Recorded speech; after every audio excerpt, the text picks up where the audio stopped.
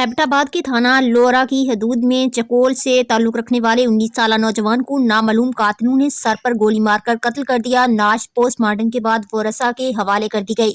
हफ्ता की सुबह थाना लोरा की हदूद रोपड़ गली कब्रिस्तान के पास एक लाश मिली जिसको सर में गोली मारी गई थी। थाना लोरा पुलिस ने इत्तला मिलने पर नाश कब्जा में ले ली और पोस्टमार्टम के लिए डी टाइम अस्पताल लोरा भेज दी। थाना लोरा पुलिस को कोट सारंग चकवाल के रिहायशी गुलाम शबीर ने बताया कि नाश मेरे बेटे अनम अब्बास की है।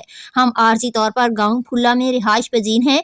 मेरे बेटे की कोहाला में हजाम की दुकान है। रात को जब वो वापस ना आया तो हमने मोबाइल पर कॉल की मगर कॉल अटेंड ना हुई और रात 1 बजे के बाद मोबाइल बंद हो गया। पोस्टमार्टम करने वाले डॉक्टर के मुताबिक मकतूल को फरेब से 30 बोर पिस्तौल से सर में गोली मारी गई थी जो सर में लगने के बाद पिछले हिस्से से निकल गई। पुलिस एहलकार के मुताबिक बाप की दरखास्त पर कत्ल का मुकदमा दर्ज कर लिया गया है।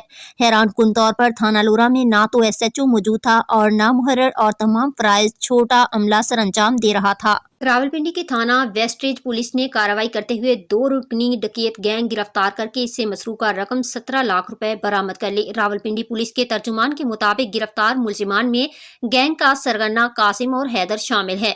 मुलजिमान से शनाख्त परेड के बाद माल मसरूका बरामद किया गया है। इस पर SP पोठोहार ने कहा कि मुलजिमान को ठोस शवाहिद के साथ चालान अदालत करके करारवा की सजा दिलवाई जाएगी।